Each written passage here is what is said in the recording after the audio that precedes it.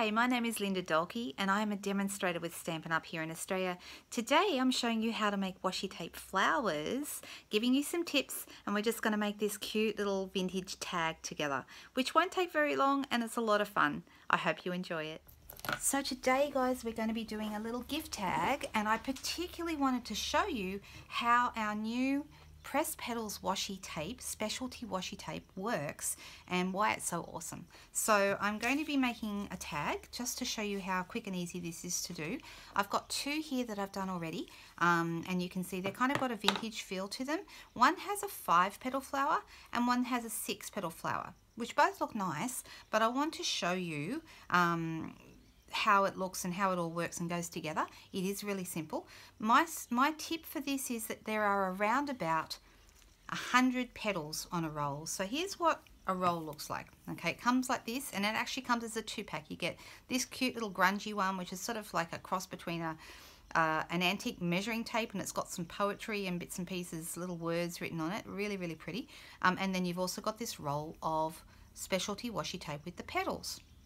So a lot of people looked at it in the catalogue and didn't think of it as anything other than washi tape, but it's actually pretty special. So you can see this roll I have used most of. I've only got a couple of, probably another 3 or so flowers left in that one. This one I've got plenty. So if you're doing 5-petal flowers, which still look really, really nice, you'll get around about 20 flowers out of a roll, because there's roughly 100 petals on there. If you've got 6-petal flowers, obviously you're not going to get as many flowers. So up to you just to decide whether you think it's worth adding an extra petal to get a 6. You can see this one is a little bit rounder and fuller, but I still think the 5-petal flowers look pretty nice. Okay, so I think it's probably worth going back to 5-petal flowers to get more out. Okay, let's get going and make a tag together. So I'm actually going to be using a piece of crumb cake, and for this I'm going to use our new Delightful Tag Topper Punch. That's what it's called. And I love this. It's similar to our Triple Banner Punch in that we've got the channels. We do already have a Tag Topper Punch which was in previous catalogues and it's been around for a while. It's still around. But this one has the extra advantage of having these little channels in the bottom, which means you can do a 1 inch, a 1.5 inch, or a 2-inch piece of strip of cardstock, and it's perfectly going to fit in the channels and just slide in really easily for you. This is a 2-inch wide piece to make this gift tag. So I'm just putting it all the way in. You can make it as long as you like. Obviously the longer you make it, the longer the tag will be, or you could make it into a bookmark if you wanted to, but I like it being a tag. All right. And I'm going to be working with this little stamp set, which is called Very Versailles. You could use any stamp set you wanted, but I was going for a vintage feel tonight, and this has a real vintage feel about it to me. So I'm actually going to use this little scripty kind of a stamp, which is really, really pretty. I've put it onto block E. I'm going to ink up my crumb cake ink pad, and I've got a piece of crumb cake here as my tag, and I'm just going to pop that on there as a background. It's nice straight away. Look how nice that is. It's very, very pretty. I can't actually read it. You can't actually see what it says, but I think it might be French, but anyway, even so, it's really quite indistinct. It's hard to read. All right, as well as that, I've also got the leaves from the same set, and I'm going to pop them on in mint macaron just to give it a little bit of a layered look. So I'm inking that up. They're only going to be fairly light, but just a little bit of interest over the edge here. I hope you can see that. And just to finish off the kind of vintage feel, I've also got here this little, it's like a scrolly frame, which is definitely a vintage kind of thing going on there. And I'm going to put that just straight on in the crumb cake ink. Okay, just like that. All right. Okay, so the other thing I like to do when I'm doing vintage type of things is to grunge everything up a little bit, so make it look a little bit aged, especially around the edges.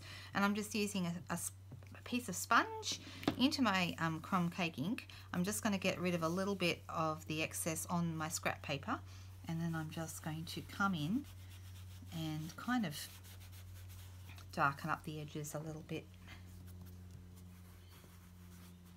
Totally up to you how much of this you do. It looks really, really pretty to have, it's kind of a softer look. You can see it's really starting to, looks totally different from where we started. There's a blank piece and there's what we've just done. Quick and easy. Alright, so I'm going to use the little thinner piece of washi first. This is kind of like a, like I said, a little measuring tape kind of. It's got words on it. The only thing is you want to make sure that your words go the right way, and you can have them wherever you like. I'm just going to have it down here towards the bottom. And I'm just going to snip that off flush with the edges. There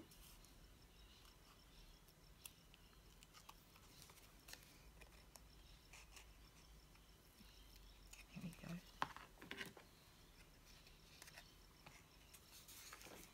Okay, and then I'm going to make my flower. Okay, so here we go.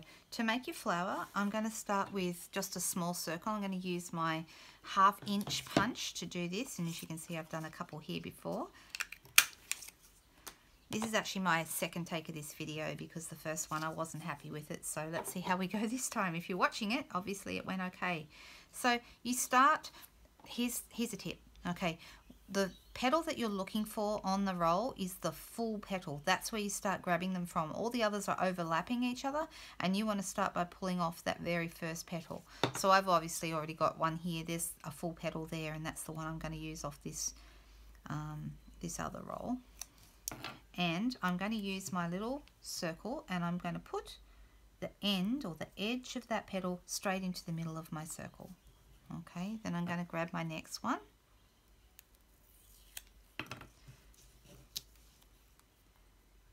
You might find it easier to use a tool, like a take your pick tool. I'm just using my fingernails, but if you don't have fingernails, you just want a little tool or something to slip under the edge of each washi petal to make it easier to pick them up. All right, I'm just layering each one over the last. It sticks to my fingers, which is fine. Because the whole backs of these, they're all completely sticky, the whole back. But the interesting thing is when you attach them in the middle like this, the ends, even though they're sticky, they pop up. So the flower actually looks like, it almost looks real. All right. And there I have a 5 petal. See how a 5 petal flower, see how the edges are all popping up? Cool, huh? Now, there's also already this piece here. I'm also going to go and put a dimensional on the back, right in the middle behind that circle. I'm not going to take the back off just yet. Actually, you know what? Yeah, let's take the back off because I'm going to stick it straight onto my tag. If I wasn't ready, if I didn't have my tag ready, then I wouldn't do that. And then push that straight down in the middle. There it is, like that. I've also got some faceted gems. Another tip for you, you can make your gems any color you want. I buy the silver or the clear ones. These are clear, they look silver, but they're clear, as opposed to buying the gold ones. The gold are great if you know you want gold from the outset and you want lots of them. But the good thing about having clear ones is you can color them any color you like. So back in these ones, you can see this is a clear one. This is also a clear one, but I coloured it with Mango Melody Blends marker. If you use your alcohol blends markers on these, then you can colour them any colour you like, which is a great thing to do. So I'm just going to use one of the larger gems. I'm not colouring it this time, and I'm just going to use that right in the middle. And you can finish these tags off any way you like. Here I used a bit of our new mint macaron shimmery ribbon, which is really nice, and tied it with a little bit of twine. This one I used some of our new scalloped lace trim, which is beautiful, and tied that with a little bit of twine. And I think they both look nice, but possibly the lace looks a little bit more vintagey, antique. What do you think? So there you go. How easy is that? Really fun to make. They're a bit addictive actually, and I think you'll really enjoy using them. They retail here in Australia for $13 for the 2 washi tapes in a roll, and as I said, the roll of washi tape will make approximately 20 flowers if you're making 5 petal flowers. I hope you enjoyed that, and I'll be back again with more for you soon. Bye guys.